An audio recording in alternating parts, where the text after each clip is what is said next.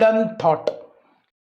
ನೀವು ಥಿಯರಿ ಪುಸ್ತಕ ಓದಿ ಕಲಿತೀನಂದ್ರೆ ಇಷ್ಟ ಕಲಿತೀರಿ, ಪ್ರಾಕ್ಟೀಸಿಂದ ನೀವು ಕಲಿತೀರಿ ಅಂತಂದ್ರೆ ಇಷ್ಟು ಕಲಿತೀರಿ.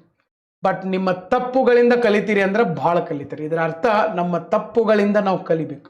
ನಮ್ದಂತ ಅಷ್ಟೇ ಅಲ್ಲ, ಇನ್ನೊಬ್ಬರ ತಪ್ಪಿನಿಂದ ನಾವು ಕಲಿಬೇಕು.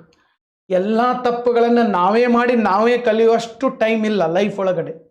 ಅದಕ್ಕೆ ಇಲಾನ್ ಮಸ್ಕ್ ಹೇಳ್ತಾರೆ ಸರ್, ಇಲಾನ್ ಮಸ್ಕ್ ಏನು ಹೇಳ್ತಾರೆ, ತಪ್ಪುಗಳನ್ನು ಮಾಡೋದು ಜಲ್ದಿ ಮಾಡ್ರಿ, ಜಲ್ದಿ ತಪ್ಪು ಮಾಡ್ರಿ, ಜಲ್ದಿ ಕಲೀರಿ, ಜಲ್ದಿ ತಿದ್ಕೊಡ್ರಿ. ಜಲ್ದಿ ಸಕ್ಸಸ್ ಆಗ್ಬೇಕಂದ್ರೆ ಜಲ್ದಿ ತಪ್ಪು ಮಾಡಿ ಜಲ್ದಿ ಕಲಿಬೇಕು. ಅಂದ್ರೆ ಅದರ ಅರ್ಥ ನಮ್ಮ ತಪ್ಪುಗಳಿಂದನೂ ನಾವು ಕಲಿಬೇಕು, ಇನ್ನೊಬ್ಬರ ತಪ್ಪುಗಳಿಂದನೂ ಕಲಿಬೇಕು. ಅವನು ಭಾಳ ಸರಿ ಎಕ್ಸಾಮ್ ಬರ್ತಾನೆ, ಕ್ವಾಲಿಫೈ ಆಗಿಲ್ಲ. ಯಾಕೆ? 4ನೇ ಅಟೆಂಪ್ಟ್ 5ನೇ ಅಟೆಂಪ್ಟ್ಗೆ ಅವನು ಅಧಿಕಾರಿ ಆಗಿದ್ದಾನೆ. ಯಾಕಪ್ಪ?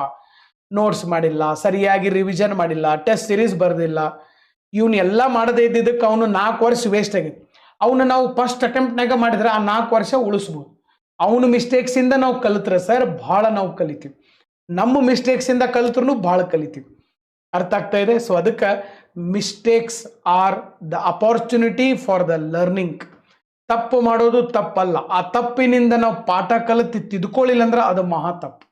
ನನ್ನ ಪಾಯಿಂಟ್ ಅರ್ಥ ಆಗಿದೆ, ನೀವು ತಪ್ಪು ಮಾಡಂಗಿಲ್ಲ ಅಂತ ನಾನು ಅನ್ಕೊಂಡಿದ್ದೀನಿ. ಓಕೆ.